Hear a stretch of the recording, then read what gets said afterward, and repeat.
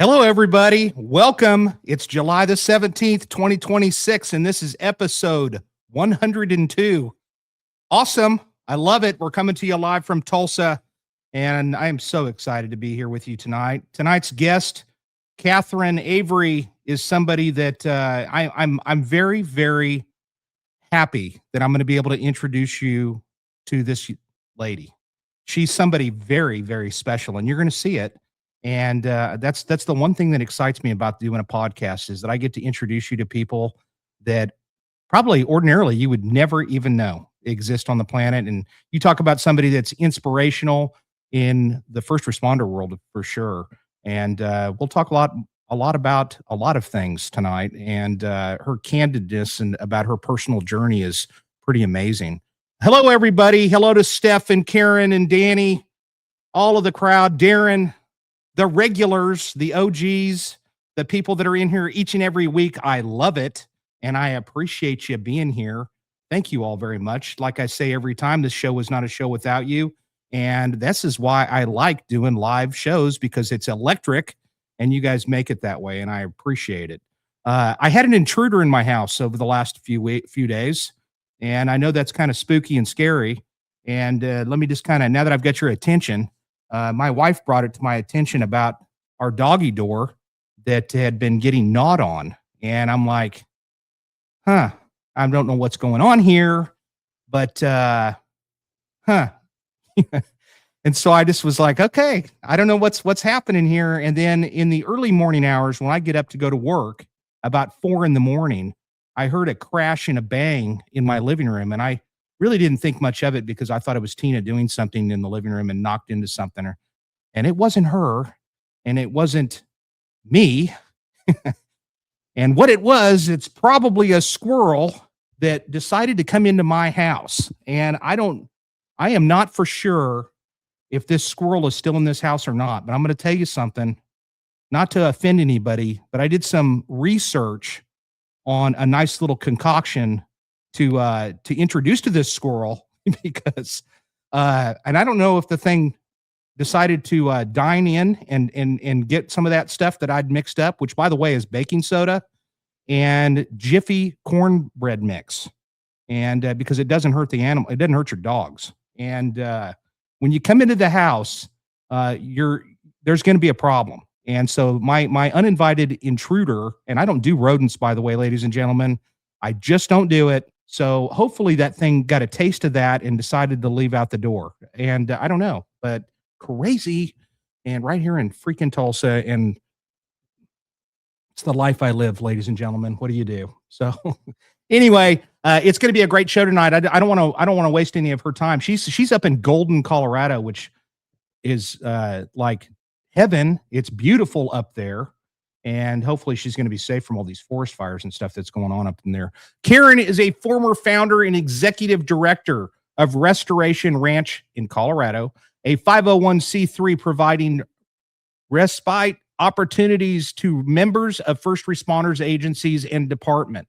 Her passion and purpose is educating, advocating, and agitating on behalf of first responders and their families. Her commitment to this pursuit was born of tragedy. And that's going to be a story she's going to talk about, which happened to be the killing of her husband, Chris, by 3 robbery suspects fleeing from police.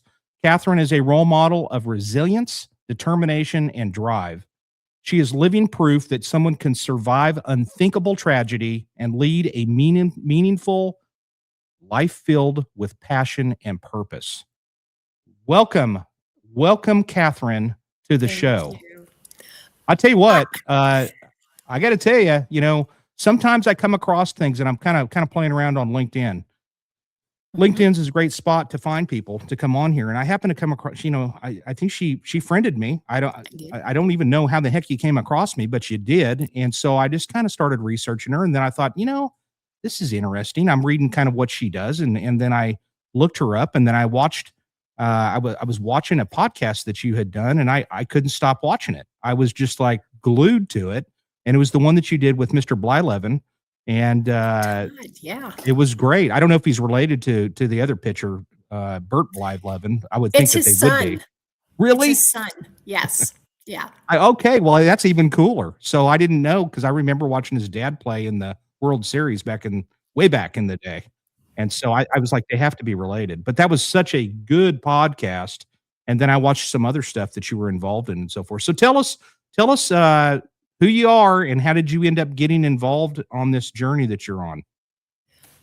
First of all, thank you for having me today. I am so excited to be able to share everything that I've been through for the last 6 years. And like I said, tonight there's nothing that's off limits with me. If people have questions, you have questions, don't hesitate to ask. But the story started on December the 4th of 2020. We were about to go into another COVID lockdown. My husband, Chris, and I realized, hey, if we're not going to be able to go to the grocery store, we better get an order in. My 96-year-old at the time father had been living with Chris and me. He recently moved into a house 3 doors down from us, so he could be, and as Chris would describe it, his private memory care facility with hot and cold running caretakers, so that we could kind of get back to having a life, because Dad had been living with us for 4 years, and that was just an interesting experience. We were in the middle of renovating our home, something that everybody seems to have done during COVID.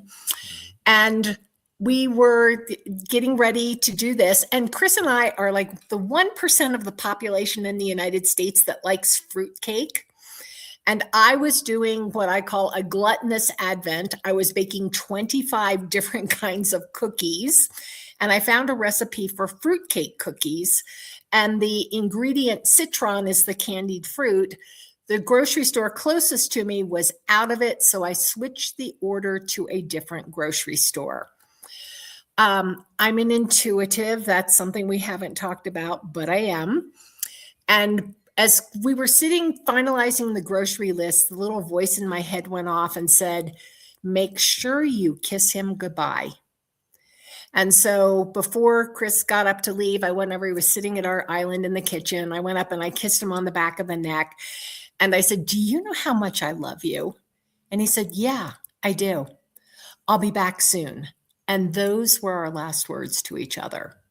So Chris leaves and goes to the grocery store. He is at an intersection at First and Harlan. At the time he's leaving, 3 robbers were in the Ulta Beauty store in Belmar Commons. They weren't the brightest crayons in the box. They had robbed this store previously, were immediately recognized when they walked in, but this time they exhibited menacing behavior, acting as though they had weapons. And this store is, I am not lying, less than 100 yards from the Lakewood, Colorado police headquarters. So it was called in as an armed robbery in progress. There was a massive police response, which initiated a high-speed chase, which the department called off when the robbers were driving the wrong way through traffic on Alameda Avenue, a major thoroughfare. They turned off on Harlan across street and were doing between 70 and 80 miles an hour in a residential neighborhood. How do we know this? Ring doorbell footage. Chris was at the intersection. The light turned green.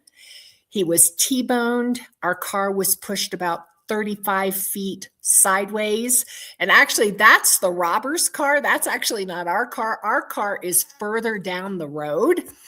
But the driver's side door was at the midline of the car. The front axle was broken, and Chris died at the scene. And before that day, I kind of glibly say my only interaction with the first responder community was calling 911 for other people and well-deserved speeding tickets from my local police department. So I knew nothing really about the first responder world. We're both civilians. No one in my family was a first responder. And what absolutely appalled me was the number of people who asked me if I was going to sue the police department.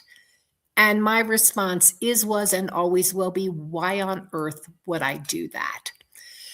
Secondly, by the grace of God, I mean, I've worked as a journalist, so I've been on the other side of this experience.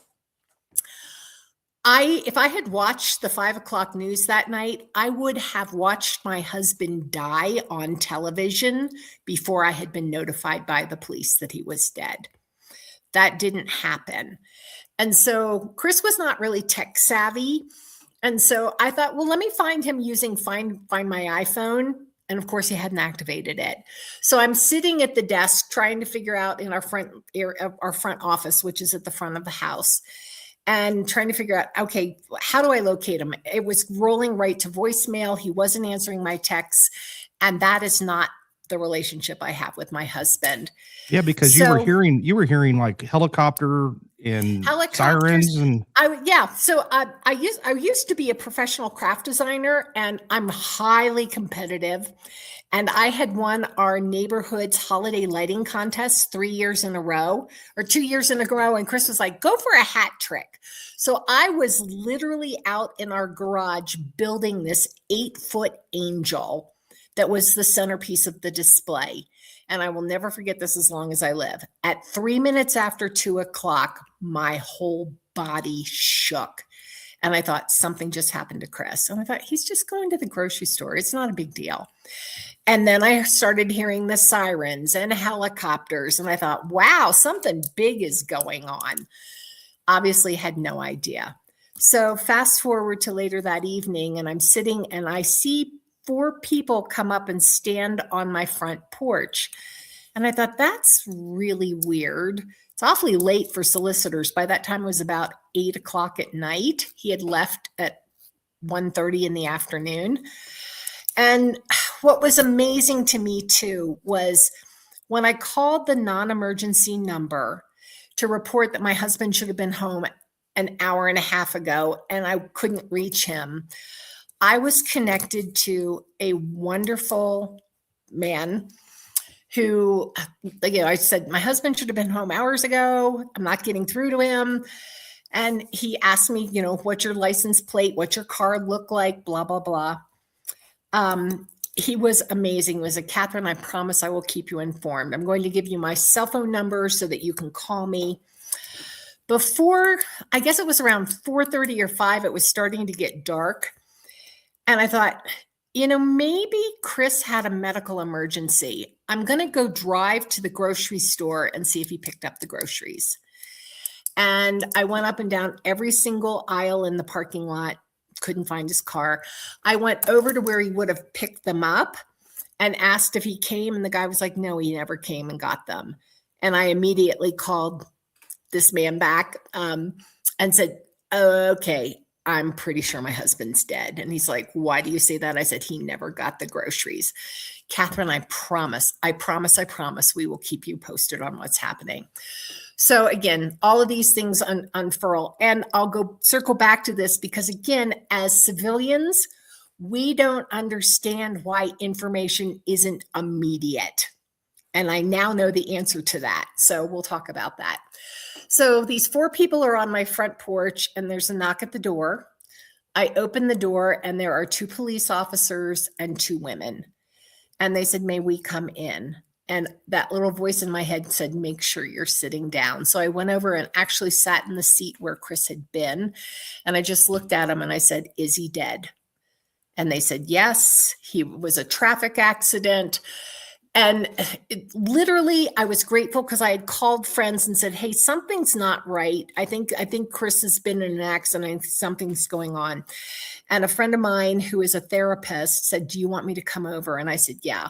And she literally followed the police in. She just happened to arrive at that time.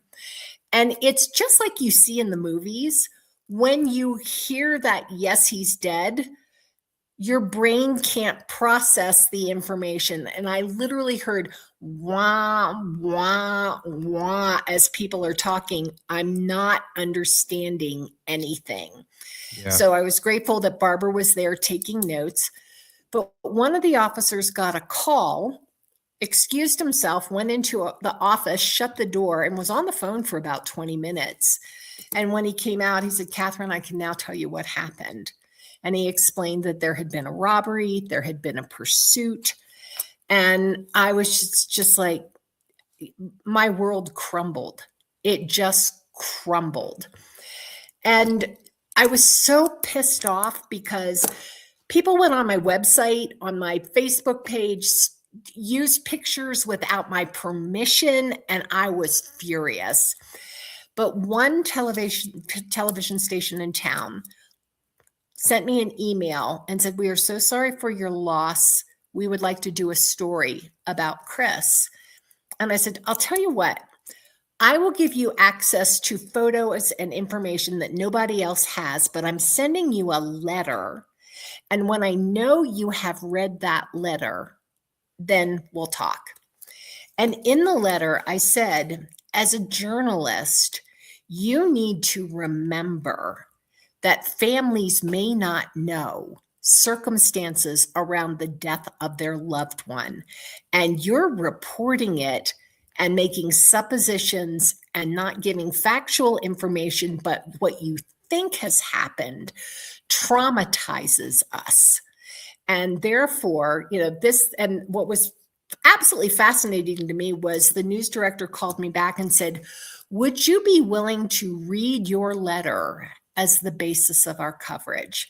Because I also asked people to do acts of service in memory of my husband. And I was blown away. I did it. I'll send you the link so that people can watch the coverage. It's not on their website anymore, but I have a copy of the video and they've said I can share it. But I said, I made a decision to not have this ruin my life and to honor Chris's memory by doing something. And in these acts of service, I got notes from more than 500 people telling me what they had done to remember Chris. And you have to remember, this is in the middle of COVID. Like, nobody's doing anything. Yeah. So fast forward, Chris died in December. On March 19th of 2021, my dad passed away. And I'm the only surviving member of my family. That's a whole nother episode that we'll talk about sometime. But I thought Chris was going to have a milestone birthday in 2021. I don't want to celebrate it by myself. So I called my buddy who had been on the phone with me the day of Chris's killing. And I said, "Can I bring food from Chris's favorite restaurants to roll call to celebrate Chris's birthday?" And he was like, "Yeah, sure, that'd be great." So the day before I call and I'm like, "So when do I show up and where?" And he's like, "Oh my God, you're really going to do that?" And I was like, "Yes." And I was just, again, I didn't understand the suspicious and skeptical nature of many first responders, that you get lied to constantly. So when somebody actually follows through and does what they say they're going to do, that's a surprise. And I go to first roll call, and the day before, unbeknownst to me, a 14-year-old boy had stabbed his mother more than 30 times. The officer first on scene is there talking in graphic and uncensored language about what happened, because the paramedics couldn't get there right away because there was another accident. Anyway, it was a mess. And my brain is going, why is he at work? And when I was finally able to pose that question to command staff, I was told, well, he doesn't want to be at home thinking about this by himself. He may not want or need mental health counseling at this point in time, and there's no other place for him to go. And I thought, that is fundamentally wrong on so many levels. I just can't believe that. I'm going to do something about it. So initially, my intention was to donate time at a vacation rental property that my husband and I had in Maine. And I connected with the local fraternal order of, well, I called the police station. I said, how do I donate time at my house in Maine to your agents? And I was told, I don't know, let me call you back. So the next day she's like, well, it can't be a direct donation because that's a bribe and we don't want to put you in jail. So let's have you meet with our FOP rep and talk about it. So we meet at a Starbucks, and he walks in, we sit down, and the first words out of his mouth are, what do you want? I was like, excuse me? He's like, what do you want? And my head's reeling. I'm like, I don't want anything. And he's like, you have to want something. And I said, well, how about I want to say thank you for everything that you've done for me. Yeah. And he was stunned. And so I told him about the idea of doing the house, and the police department couldn't accept it because the trials hadn't happened yet. They didn't want anything to affect the optics of Chris's Right. trials. And so I said, I have this really crazy idea. I said, I want to create a ranch where first responders and their families can go and relax, rest, and recharge at no cost. And he said, that doesn't exist. And I said, I know. I'm going to start it. And what I did was I chose to use the inheritance from my father to purchase a 40-acre ranch in Golden Gate Canyon. And we created Restoration Ranch, Colorado. During the time we were open, we hosted more than 1,000 first responders and their families to come Wow. for overnight stays.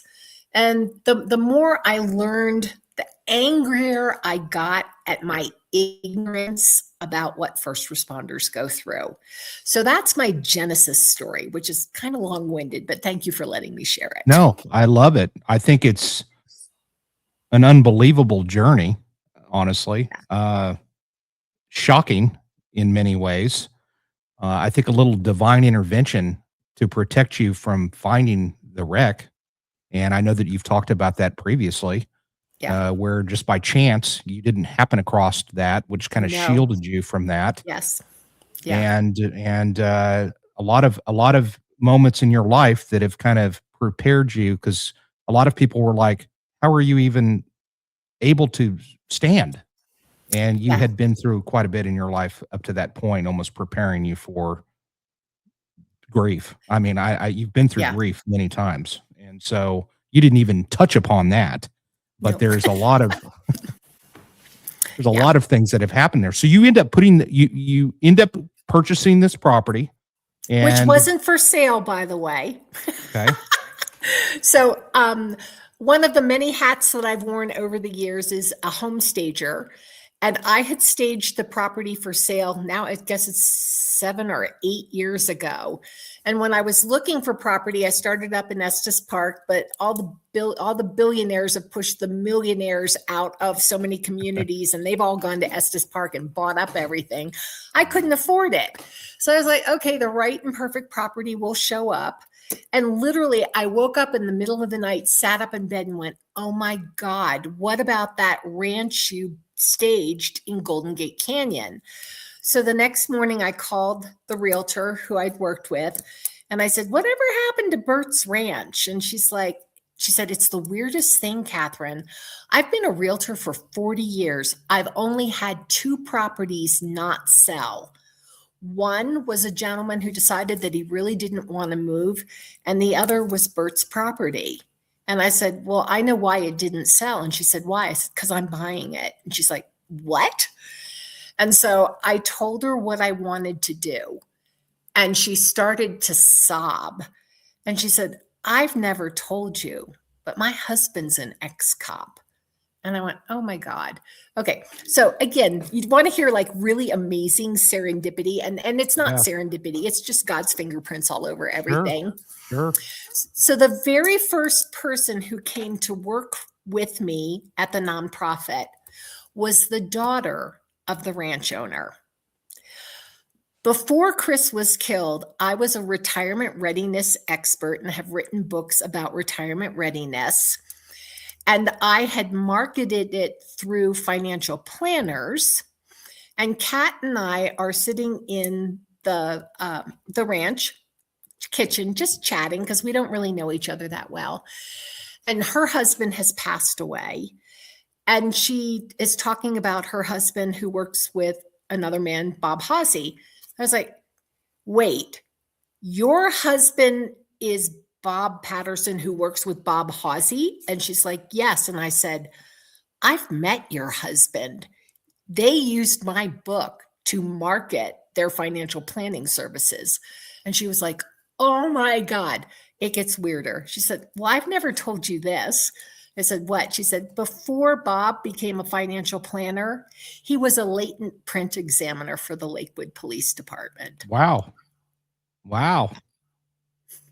Yeah. Small Yeah. world. Yeah. You can't. When they heard your story, I mean, I'm sure he was just like, oh, this is meant to be. Yeah. And first Bert was a little skeptical, but I love Bert. He's an old cowboy. And he's like, go get your ducks in a row. So I got my ducks in a row and we were able to purchase the ranch. We renovated it. I had to laugh because the reason it didn't sell was he didn't do a single thing that I told him to. But that was great because it just gave me this beautiful blank canvas. And I purchased it on March the 4th of 2022. We opened in August of 2022. And unfortunately, we had to close our doors on May 31st of this year because we couldn't come up with sustainable funding, which to me, again, is a referendum on the ignorance of the general public as to why we need to support initiatives like this. Well, and that's not the only thing that you kind of had your hands in. And I don't know what the status of this is either, but the Valor Vacations. So Valor Vacations, yeah, that started off originally as a nominated program where people would be nominated by their agency. And that, like I said, I keep on learning. I learned so much. First of all, I learned that most first responders do not like to be singled out for recognition. What they do is just the job. And so when somebody would be nominated, everybody would say there's somebody else that deserves it more than I do. So it was like pulling teeth to get people to take vacations. And then it evolved and morphed into many different things. And we were about to launch Valor Vacations USA as a website to raise funds for Restoration Ranch, Colorado when we closed. And that is now on a back burner. It's still getting ready to function, but that's not my first priority right now. So, well, but there's a possibility that maybe both will be re-explored. Absolutely. Just like, okay, so I think there is no box inside my head to think outside of. I just don't have a box. So one of the things that I always thought would be a great idea would be to create a beer. Yeah, I saw that news footage of it. Yes. Tell us about that, because that's really cool. Yeah. So again, one of my board members who was on the invited me to go to the gala for the School of Hospitality at Metro State University. One of the auction items that night to raise money was to work with their world-class brewmaster to create a beer for a private party. So me being me, I bid on it. I was the only person to bid on it. So for $400, I got to create my own beer. And I went in and worked with Bernardo, who is amazing. And I told him, I said, I only have 2 criteria for this beer. Men have to love it and women have to like it. And he nailed it. So then I, again, took it to a whole different level. I thought, well, wait a minute. Would I rather do a private party for me with 6 cakes of beer, or can we make it bigger? So I went to Metro State and said, what would you think if we collaborated on this project and we split the proceeds? So part of the funding from launching this beer would go to Restoration Ranch, Colorado, and part of it would go to fund scholarships at the School of Hospitality at Metro State. And they're like, we're in. So we launched the beer on National First Responder Day, October 28th of last year. It sold out. And we're still trying to figure out how to partner with a brewery to take this nationally. I haven't given up. And when I say that Restoration Ranch, Colorado has closed, yes, that has. But I think it's giving us time to regroup, rethink, and rebrand how to make this more effective.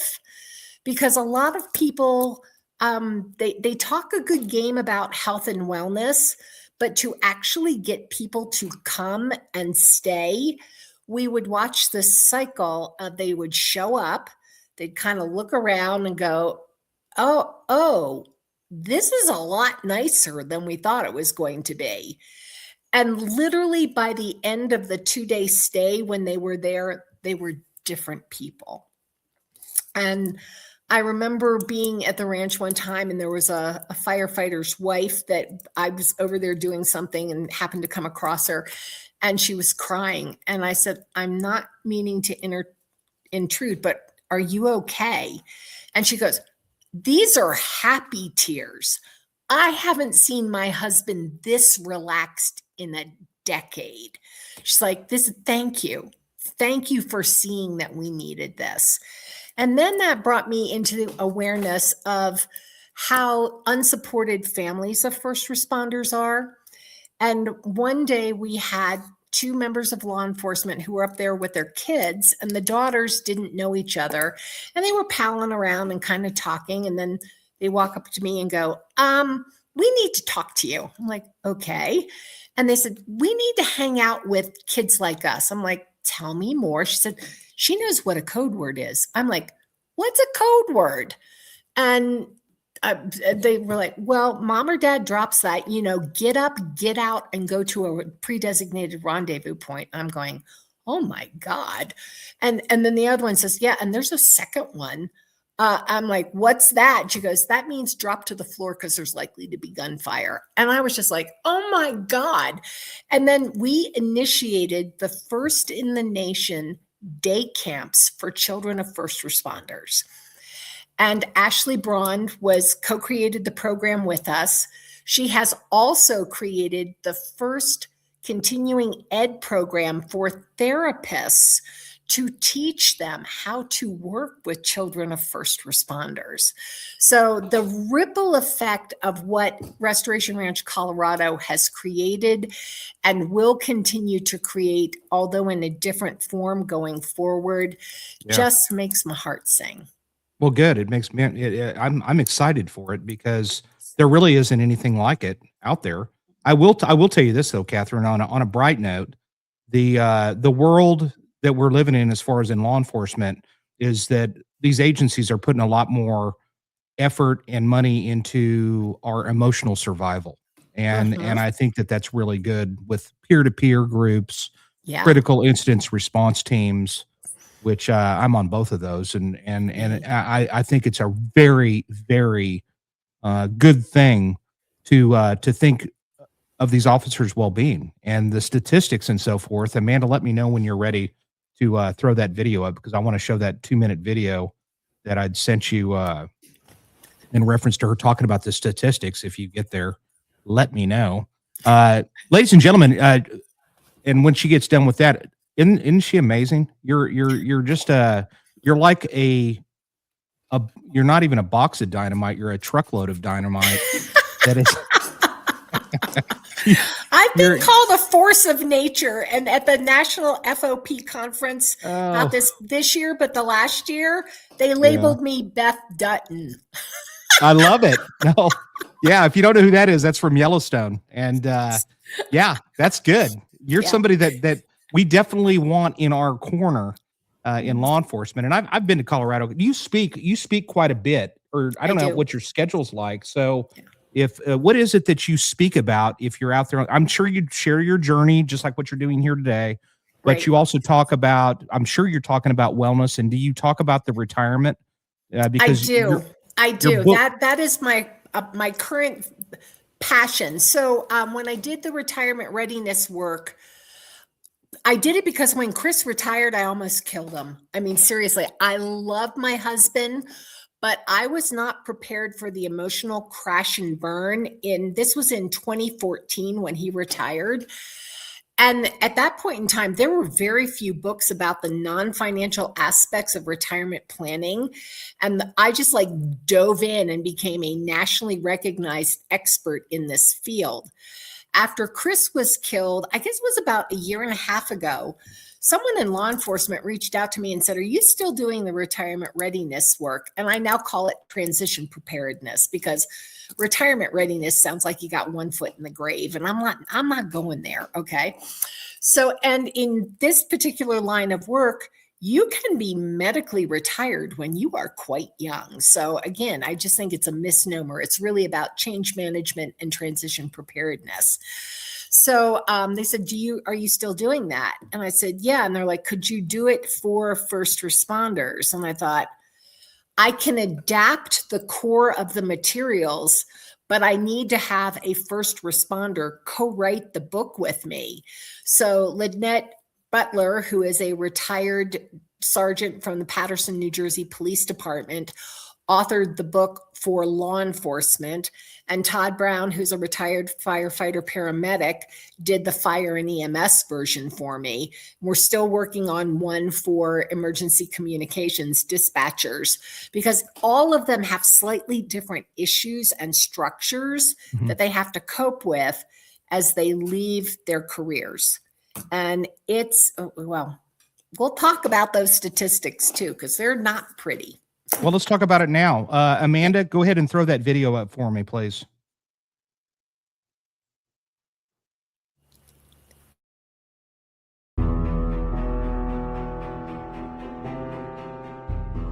One of the hardest things for people to understand is the mental toll that first responders go through.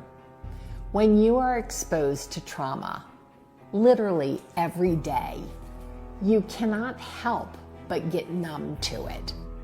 And when I discovered the statistics about what the job does to people, the fact that in law enforcement, the average age of a first heart attack is 42, the average age of death is 57, and that their exposure to toxic, hazardous materials can cause chronic illness, not to mention that they're usually hypervigilant because they have to be. And when we go through those traumatic experiences, being able to find a supportive environment, to work with a good therapist, to have a peer support or chaplaincy team that can help you work through those issues is imperative. If you don't have mental health support to work through those issues, they keep on building and building and building. And then when you retire and you're not going 100 miles a minute and you slow down, you can experience trauma flooding, where all of that unprocessed trauma comes rushing back, and it can be debilitating. That is often what is the precursor to suicide.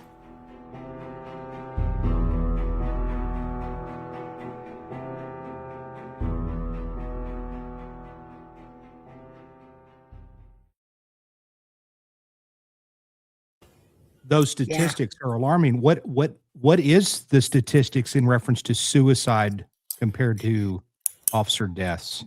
Well, what is a unhealthy trend is for the past 10 years running, more first responders have died from completed suicide than died in the line of duty.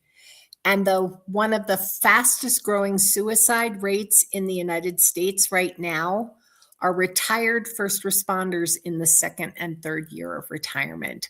Because when you have no purpose, you have no passion, the structure, the camaraderie, the identity that has been your life is no longer there. Unless you figure out how to create a new passion and purpose, the likelihood of you dying prematurely escalates dramatically. Yeah, for instance, how many months is the average that an officer survives past retirement? Yeah, at the pre-COVID, their retirement survival rate was 5 years. Post-COVID, 18 months. Yeah, Not good. I'm turning 57, Kathryn, in January. Okay. I want to I want to stick it to the city for many, many years where they're like, is this guy ever going to die? I mean, seriously, that's scary to me. That's why I try to do. Yes, yeah, it should be. But I mean, once again, what people don't realize, I kind of geek out on this kind of stuff because I shouldn't be alive. I know that. I shouldn't be alive. I have a genetic abnormality that killed my brother, killed my sister, and I've outlived them by almost 2 decades. So I'm doing something right. But what is fascinating is that we live in a time now where there are so many medical advances that we will, at some point in time, be able to choose how long we want to live. And what is interesting also is that all of the new therapeutic modalities that are out there that used to be considered woo science, oh, that's really woo woo, are now mainstream, and they're showing that much of the damage done to the body can be reversed by your brain. And that is something that has fascinated me because I actively practice visualization every day to be able to keep my body healthy. And I think the best example of that was I tripped and fell skiing and I fractured my shoulder. And I was told that the kind of fracture I had would require surgery. And I'm like, nope, not doing that. And so literally every day for the 3 months that I was doing PT and trying to figure out, okay, when are you going to have surgery? And my answer was never. I would visualize the bones knitting back together. And at 3 months, I went to go see the doctor, and he told me, you'll never be able to raise your arm above your head fully ever again. And he said, how are you? And I went, I'm fine. And his jaw dropped. And he was like, what did you do? And I said, I told my body to heal itself. And I visualized my bones knitting back together. And they did. And he was just like, I've never seen that before. And I thought, well, okay, I'm not an anomaly. This is something that now through the field of epigenetics, we know that we can visualize this. And the problem is that we live in a microwave society. It's like, oh, I'd rather pop 2 pills and deal with the symptom than spend a month visualizing, a year visualizing to make this happen. But it doesn't mean that it is impossible. We know it is possible. Wow. I'd never even heard of that. It's called something. What's it called again? Epigenetics, Epigenetics, epigenetics. Yeah. Wow. Yeah.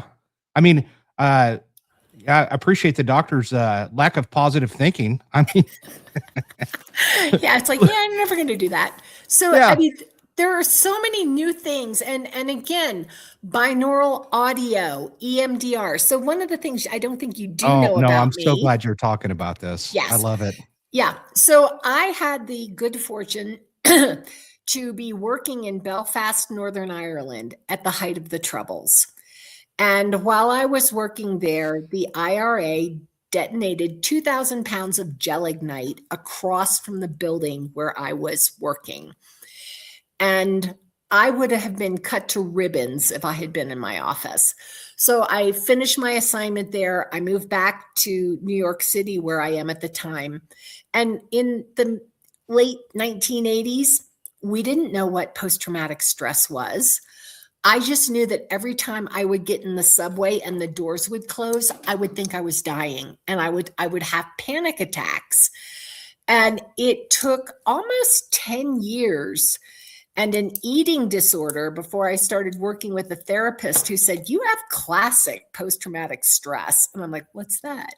And she's like, okay, so tell me about, your life history.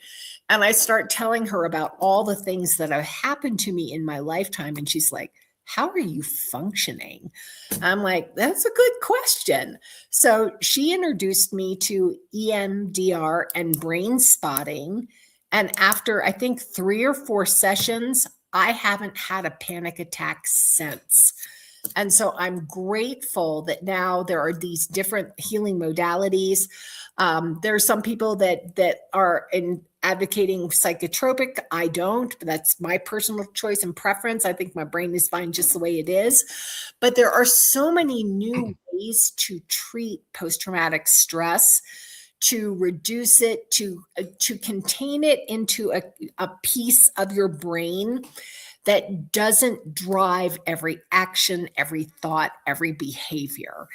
And that's why the wellness of our first responder community is imperative because, as you are well aware, people are leaving the field in droves, and new recruits on average are lasting 3 to 7 years max. They are not sticking it out for the 10, 20, 30 of previous generations. Obviously, there are always exceptions to that. But overall, recruiting and retention are much harder than they ever have been. And so that's why I go out and I educate, advocate, and agitate on behalf of the first responder community, because 90% of the groups that I speak to have no idea about this experience. They're like, what do you mean they live 22 years less than the average population? Yeah. They miss birthdays. They miss anniversaries. They miss watching their kids play ball. There are so many things that you miss out on as a first responder, and that not only affect the first responder, but obviously affect their spouse or partner, their children. And this is one thing that, again, nobody's talking about this group, parents of first responders. The couple that were my ranch managers have a son who is a lieutenant in the Cedar Rapids, Iowa Police Department. And they were like, there are no resources for parents of first responders. And I thought, whoa, how could we do that? And then the other thing, again, like I said, there's no box for me to think outside of. But I remember having a conversation saying, why are there no 24-hour daycare facilities for first responders? Gee, I don't know. And what I heard was no municipality wants to take on the liability of that. I'm like, okay, well, let's think this through. So in the United States, we have a shrinking population of schools because the population's smaller. We have lots of schools that are empty. So I'm thinking, all right, many of them are in less than ideal neighborhoods. So why don't you take a school, turn it into a police substation, have a daycare facility inside of it, have a kitchen that provides grab and go healthy meal alternatives, because you know, and I know that if you're on patrol at 3 o'clock in the morning, there aren't a lot of healthy food choices out there for you. And you will never go through a drive-through because of what might end up in your food. When I learned that, I was like, are you me? Yeah, but Kathryn, what you don't know won't hurt you, because you just have to kind of go. I'm telling you, when I started, I'd be like covering my badge and, you know. Yeah. But and then, you're right.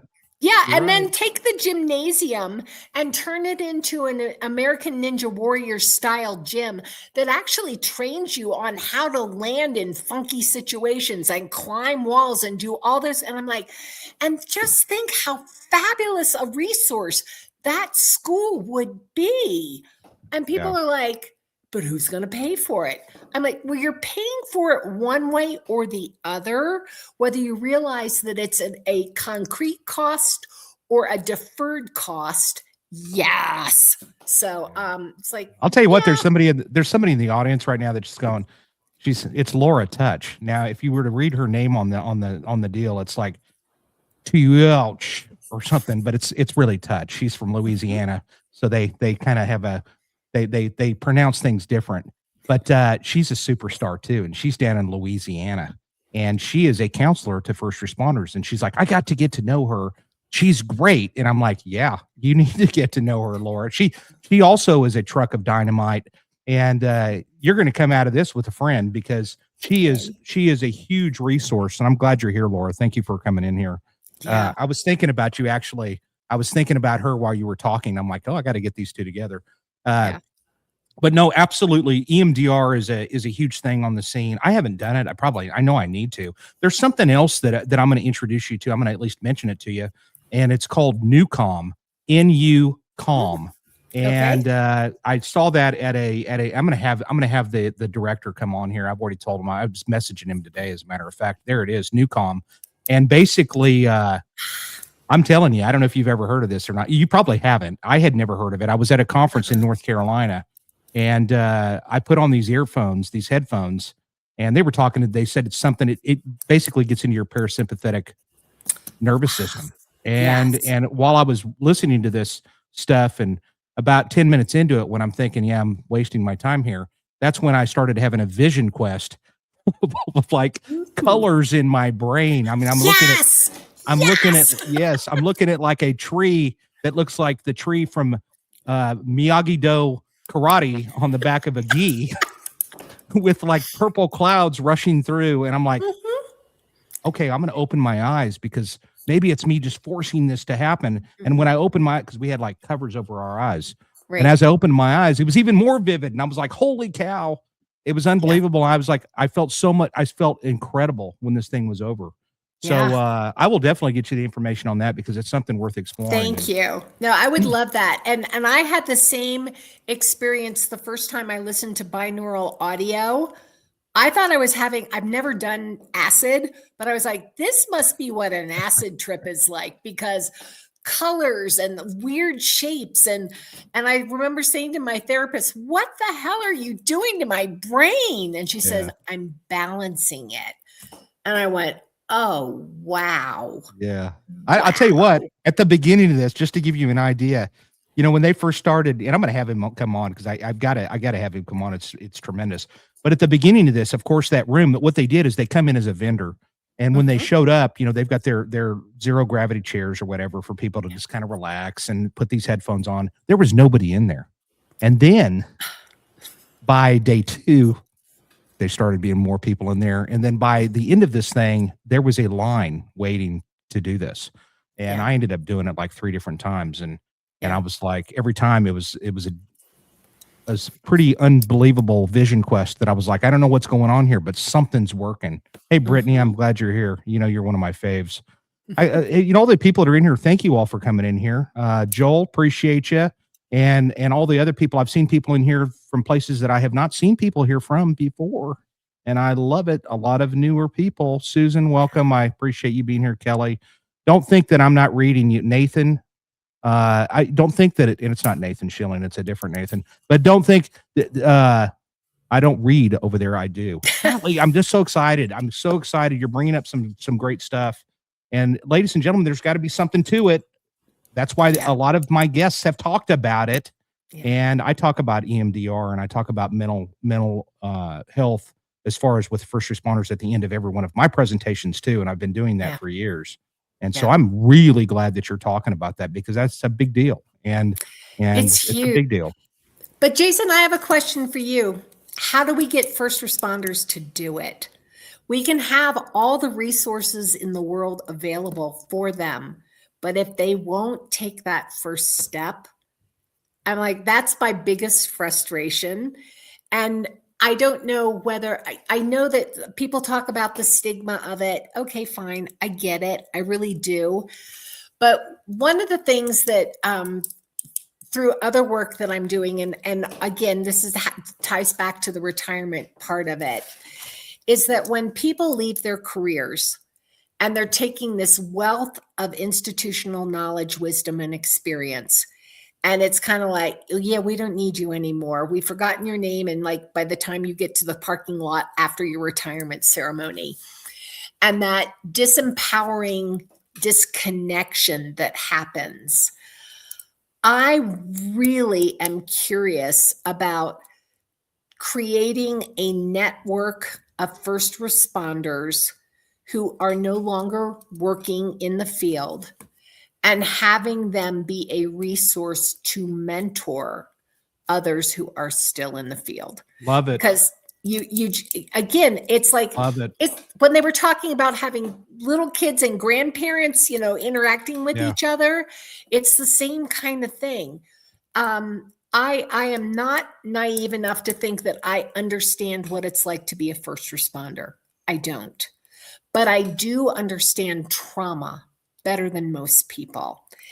And I also understand that health and wellness is a journey.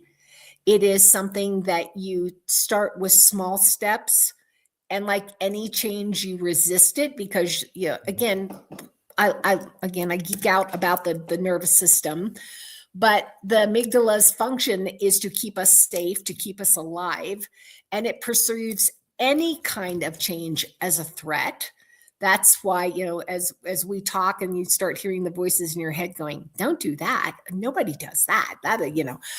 And then you have to work on expanding that comfort zone to be able to say, I can hang in this experience and realize it's not going to kill me.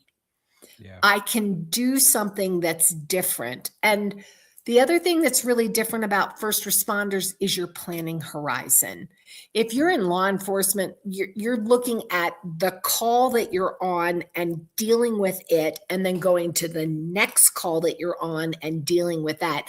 Your long-term planning capabilities are actually impeded by the work that you do because you're used to thinking in short-term increments. And when you talk about what you're going to do after you do this career, it's actually perceived as a burden because it's one more thing to think about. And with any change, it's not just that one change of, okay, I'm not working anymore. There are literally thousands of other changes that are instigated by that one decision. And it's overwhelming. And that's why I'm trying to create the dialogue about starting preparation for your last day of work in academy, because you need to learn to cultivate relationships outside of your work. You need to have a plan B. You need to be able to develop, again, interests, and to understand that not every civilian is the enemy. I realize I'm a unicorn. I get that, and I fully embrace that. But there are more of us that are out there. And so much, I think one of the best things that I ever did was go to a citizens academy. Oh, yeah. It's To great. better understand. It's And great. yeah. And I interestingly have just been appointed. I'll say I was, the city of Lakewood now has a ad hoc transparency and oversight committee for the police department. Okay. And me and my big mouth got on it. Okay. Well, I mean, I've never been a huge fan of that, but if we had to have one, I would want you to be my advocate. Yeah. I would want you on there because I think your mind is in the right spot. I mean, you appreciate what it is that first responders do. You recognize the difficulties and the stresses and I'm glad I remembered this. Tell me a couple of things that happened right after your husband had died that police department did. Oh, you just gave me goosebumps. Oh my gosh. So, wow. Two stories that I will tell for sure. So I couldn't stand to be in the house where Chris and I were renovating. And as I said, my dad lived three doors down, and I moved in with my father just to just try to get some semblance of normal and my bearings. And on Christmas Day, we had a caretaker for Dad, and I'm in the shower and she knocks on the door and she said, Kathryn, I really hate to bother you, but there's a Lakewood police officer at your front door. And I said, I'm in the shower. And she says, yeah, he says he'll wait. And I went into full-blown panic. I had nieces and nephews that were living in the area in the time, and I'm like, oh no. So I jump out of the shower. I don't even blow dry my hair. I have no makeup on. I throw on clothes. I run to the front door. I open the door, and I almost drop to my knees because there are 6 cruisers parked in front of my dad's house with their lights on, and the guys standing at parade rest who came to check on me to make sure I was okay on Christmas. And that blew my mind that they would do that. And the other story that happened was when I was floating this idea of doing Restoration Ranch, I was invited to speak to a gathering of the Colorado Chiefs of Police. And I did my presentation about what I wanted to do with the ranch. And you could have heard a pin drop. And I said that, oh my God, I could hear a pin drop right now. And I was like, oh, that came out of my mouth. Uh-oh. So we went outside and we're standing in the parking lot, and I'm with my buddy Stu, who was the FOP rep, and I was with my buddy Creighton, who was the guy who answered the phone when I called the non-emergency number.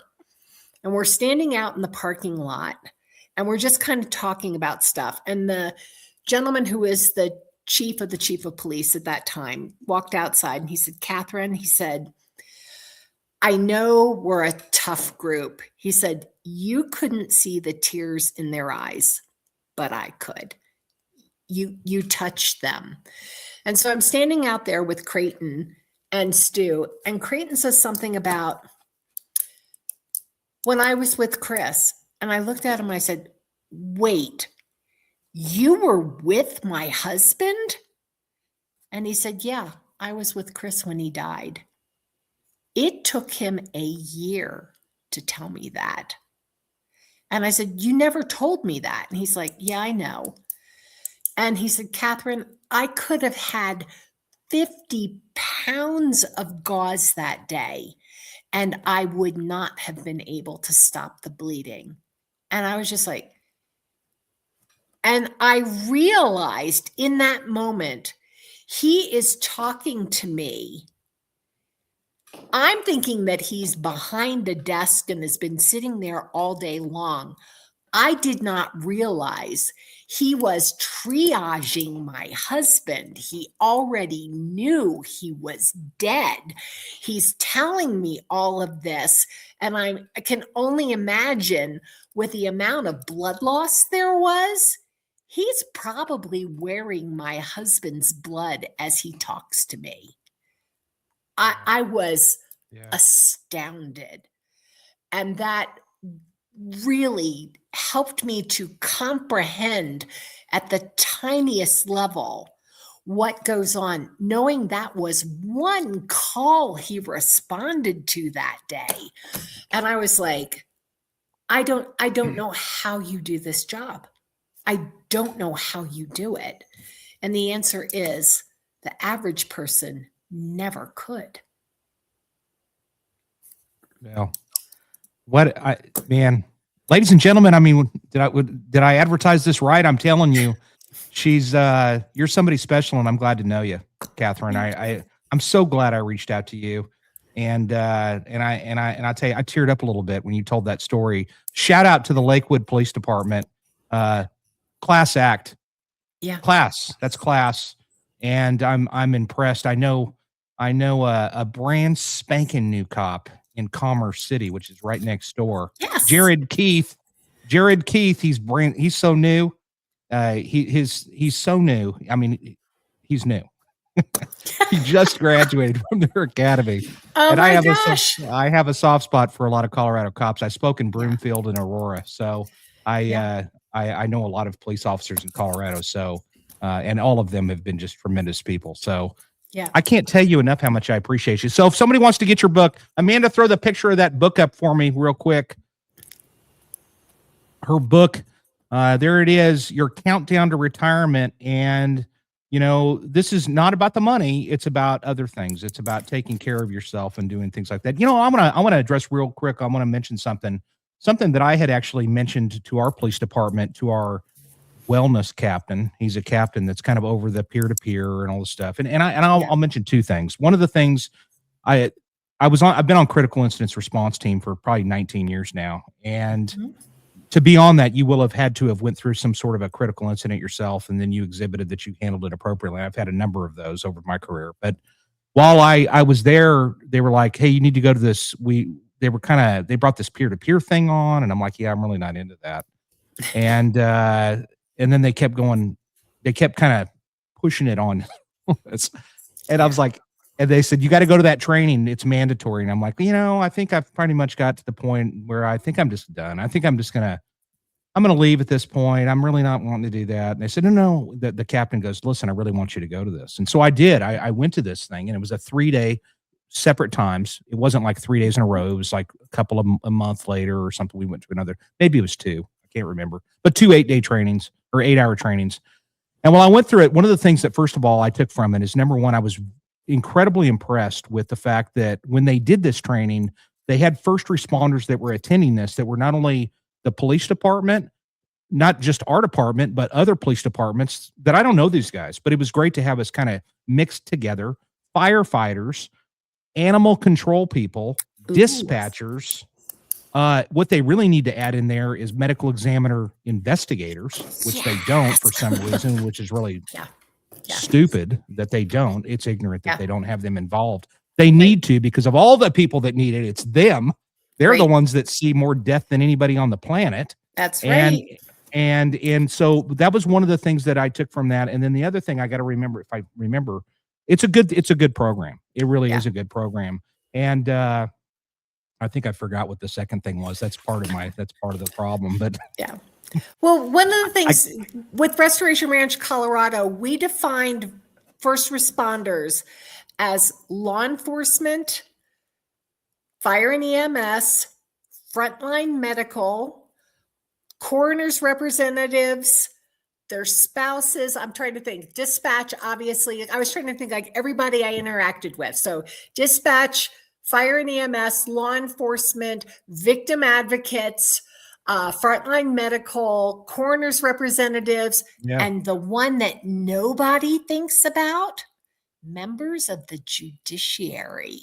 Because they have to look at all the evidence. You're right. I didn't even think about it. You're right. And I talked with a judge. He said, you are the first person in my 30 years on the bench who realizes I'm traumatized by what goes on in my courtroom. That's brilliant. I'll tell you what, I didn't think about that. I had a handful of judges that watched me speak, and I was doing a homicide presentation, and of course they were dazzled because I'm a dynamic speaker. But the fact of the matter is that I was like, golly, I'm so glad I've never thought about that. That's interesting to me. So I don't know. That's really good stuff. Great. What a great episode tonight. Ladies and gentlemen, consider her book if you're on the verge of retirement or not.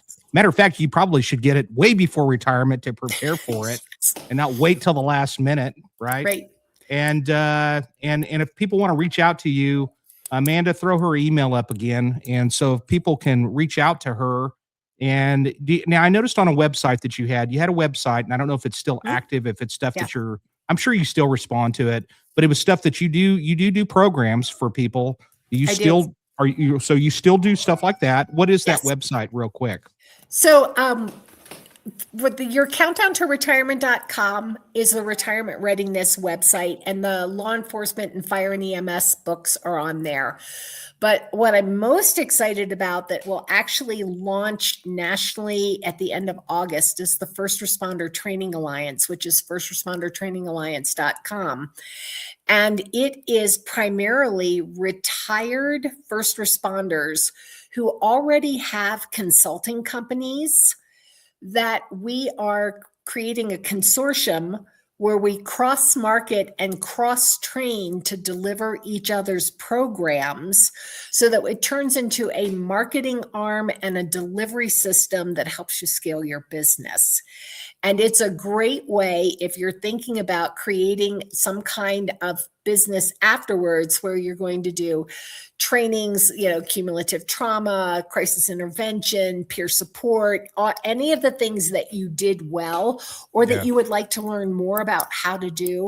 I thought, why are we all like rowing our boats alone? Let's all get in one boat and row together and really go fast. Yeah. So that's what's near and dear to my heart right now. Love it. I'm going to mention this because I did remember what I was wanting to tell you.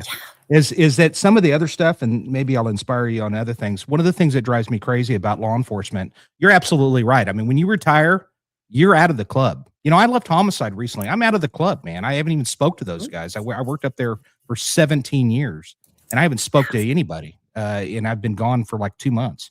So you are out of that club. You're out of the cool kids club. When you retire, it is exactly the same way. So when I was talking to that wellness captain, he was telling me about some things, and he was curious about that Newcom thing because I kept telling him about it. And I was like, you got to hear this, man. This is great. But I told him he was talking about some kind of a deal that he was putting together. And I said, that's great. But here's in my opinion, I think that there needs to be like support groups and stuff in addition to just for like cops that are going through a divorce. I mean, Oh, that's about one of the yes. worst things ever. And when I went Yes. through one. I mean, half of the cops that work here, more than half probably go through it. Right. And a lot of times it's because you're working so freaking hard and you're obsessed with the job that your marriage suffers. And so in this particular, I remember back then, man, I didn't have anybody to call. And I thought, and I told him, I said, it would be perfect to have guys, like you said, mentors, people that you can kind of rely upon or just kind of share stories. You know, misery sometimes loves company, really. Right. And I'm not saying at the bar. I'm talking about like sitting, you know what I mean? That Yes. seriously where you can get together and you can really kind of just kind of lean on each other. And there should be more of that. And there really should be groups like that when you retire. And I know that there's some old timers that get together for like breakfast and stuff. There needs to be like the option. Hey, I want to sign up for this and I want to kind of be involved in golf or whatever little Right. activities and stuff. And that's something that's very easy to do. Ladies and gentlemen, is there anything else? I don't want to leave it with you haven't, man, I wanted to say this one thing. If there's anything, there's so much we could talk about. I mean, believe me. Well, again, thank you for the opportunity to speak tonight. This has been a blast. But you're 100% correct about the need to create that cohesive community and to be able to do it. For example, on Tuesdays at noon Mountain Time, we have a Zoom meeting that's open to anyone that is contemplating retirement, has retired, is way past retirement. Because again, having a place to come and just talk with other first responders about what you've been through, what you're going through, because what often happens, and you just touched on it, is when you get together and you talk, it's about all the things that you used to be and used to do. It's not forward focused. Where am I going? Yes, my life is passing. Am I making it a life by design or by default? Am I doing things that are building me emotionally, mentally, spiritually, physically? Or am I just like existing? Because we only have a short time on this earth, and you want to get the most juice out of it you possibly can. That was why I made a vow when Chris was killed. I would not let this ruin my life. And it hasn't. I have a rich, full, just amazing life. Would I have Chris back in a nanosecond? Absolutely. Of course. But now to have had this experience and to have been given this platform to, as I say, educate, advocate, and agitate, to help people become aware of this very incredible, precious resource we have in first responders, we need to do everything we can to keep you strong and healthy. Yeah, absolutely. You're something special. You really are. Hey, throw her email up one more time. I really, really dig you. I do. I think you're one of a kind. I'm telling you, there are certain special people out. Laura is one of them too. And Laura knows because I mean, I was like, she almost needed a protective order on me in Louisiana. I mean, I was like a huge fan. But anyway, so I really do appreciate you and I appreciate what you're doing. And I want to thank you so much for being on here and coming on this show. And like I said, I may have to, if you got something going on cooking with one of these projects later on, then you come back and you're welcome anytime. I'm seriously, we're friends for life. I'll tell you what, ladies and gentlemen, thank you all for being here. And like I said, tell your friends and family, if you come to this thing, like and subscribe, please. Remember, I'm on Facebook, Detective Jason White. Follow me on there. I'm actually on Instagram, and you might even catch me doing something stupid on TikTok because I'm on there too. So, no, not really, because I still work for a living. I don't want to end up in timeout at work.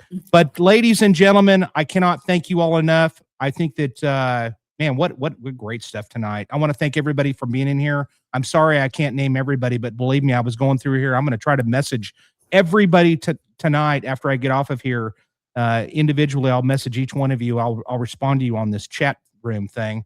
And thank you all very much. Keep doing what you're doing. Do not get discouraged. I know you're not. There's no way. But keep doing what you're doing, because I can promise you this: you have helped more people than you even have an idea of, and you're going to continue to help a lot of people. And hopefully we've inspired a lot of other people that are listening, because we got cops that listen from across the country. Ladies and gentlemen, next week, Mike Breedlove retired from the Tennessee Bureau of Investigation, and he's somebody special too. And it's going to be a really awesome episode that I look forward to. And thanks, Danny, for hooking that up. Danny Couples has been in here. He's working. He's on the ambulance crew in Tennessee. But everybody, thank you all so much. Believe me, I can't mention everybody's names, but I appreciate you. And until next week, take us out, Amanda.